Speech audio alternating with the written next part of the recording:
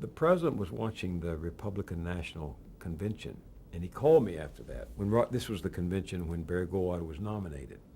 And he called me and he said, "Oh, Barry is making a headlong dash for respectability.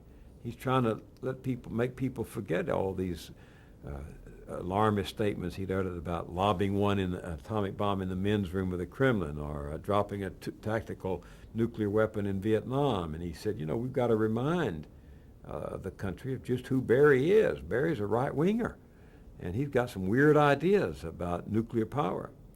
So I called the ad people and told them what the president said, and they came back with this suggestion with a variety of suggestions, but this was the best, because it never mentioned Goldwater. It never mentioned Goldwater. It wasn't a personal attack. It was an assertion of concern over whose hand was on the nuclear trigger.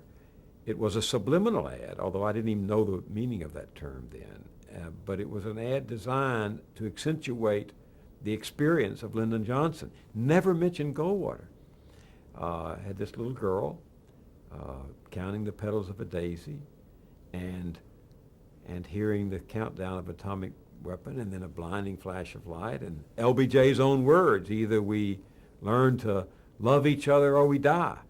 I thought it was a great affirmative ad. I wasn't quite sure it did what he wanted to do, which is to remind people of directly and explicitly of who Barry Goldwater really was. But the agency said, oh no, by affirming LBJ's experience and wisdom and maturity as a politician, it will indirectly remind people. So we ran it, scheduled it.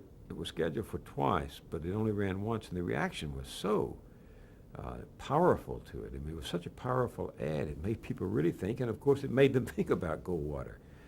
He never recovered from that. He never forgave me for what he thought was for what he understood was my role in it. Goldwater never, right up until the end of his life. A reporter would go out and interview him, and he would spend a long time, excoriating Bill Moyers for that scurrilous ad campaign. It was actually a brilliant ad campaign. I didn't conceive of it. These people from Dorlane and Bernbach and others brought in to do it did it, but it was a brilliant ad, a brilliant campaign. That was a very effective ad. It wasn't an attack on Goldwater, but its subliminal power was so pervasive